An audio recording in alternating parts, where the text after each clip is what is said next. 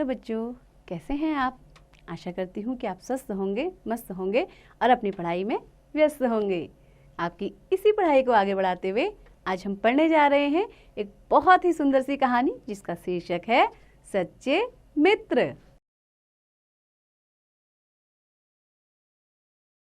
तो बच्चों, प्रस्तुत कहानी में बताया गया है कि श्री कृष्ण और सुदामा एक ही गुरु के आश्रम में पढ़ने वाले पक्के बाल सखा थे। इस कहानी में यह बताया गया है कि सच्ची मित्रता में अमीरी गरीबी का कोई भी स्थान नहीं है और यह बिल्कुल निस्वार्थ एवं निश्चल होती है। तो बच्चों, आइए कहानी को शुरू करते हैं। आप भी ध्यान से सुनिएगा। बहुत समय पहले की बात है। कृष्ण और सुदामा एक ही गुरु के आश्रम में पढ़ते थे। दोनों पक्के मित्र थे और एक दूसरे पर जान छिड़कते थे।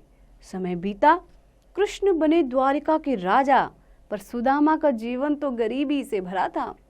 एक दिन सुदामा की पत्नी ने उनसे कहा, आप बहुत बार कह चुके हैं कि द्वारिका के राजा श्री कृष्ण आपके मित्र हैं। आप उनके पास क्यों नहीं जाते? वे जरूर आपकी मदद करेंगे। सुदामा मान गए। फिर बोले, घर में तो कुछ है नहीं, मित्र के लिए उपहार क्या ले जाऊं? तब सुदामा की पत्नी पड़ोस से थोड़े चावल ले आई और उसकी पोटली बनाकर सुदामा को दे दी। सुदामा घर से चल पड़े। उनका मन डामाडोल हो रहा था। वे सोच रहे थे, कृष्ण अब इतने बड़े राजा हो गए हैं, अगर उन्होंने न पहचाना तो? चलते चलते वे द्वारिका जा पहुंचे। कृष्ण के महल के द्वार पर जा खड़े हुए। द्वारपाल ने पूछा, आपको किससे मिलना है? सुदामा बोले, मेरा नाम सुदामा है, मैं अपने मित्र कृष्ण से मिलने आया हूँ। जैसे ही भीतर जाकर द्वारपाल ने सुदामा का नाम लिया, कृष्ण दौड़े दौड़े बाहर आए, सुदामा को बाहों में भर लिया, फिर आदर से अंदर ले गए। खुद परात में पानी लेकर उन्होंने सुदामा के पैर धोए, अपने साथ सिंहासन पर बैठाया। फिर दोनों बहुत देर तक बचपन की बातें याद कर करके हंसते रहे।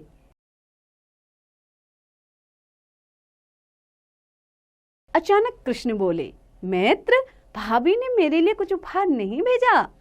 सुदामा चावलों की पोटली देने में संकोच कर रहे थे, पर कृष्ण ने हाथ बढ़ाकर पोटली ले ली।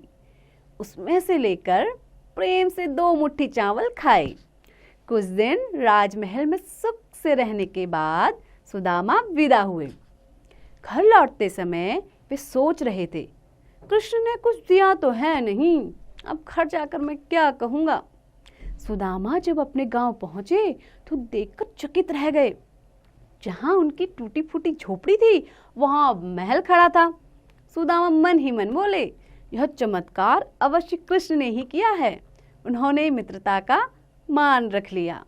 तो बच्चों, आपको ये कहानी कैसी लगी? आशा करती हूँ कि आपको बहुत पसंद आई होगी और कृष्ण और सुदामा की मित्रता से आप ये पाठ, ये सबक ले सकते हैं कि हमें भी क्या करना चाहिए, अपनी दोस्ती का हमेशा मान रखना चाहिए और जिनसे भी दोस्ती करें उससे अपनी मित्रता को हमेशा निभाएं। तो बच्चों, ऐसे ही पढ़ते रहिए, आगे बढ़ते रहिए और हाँ, इसका अभ्यास भी जरूर कीजिए।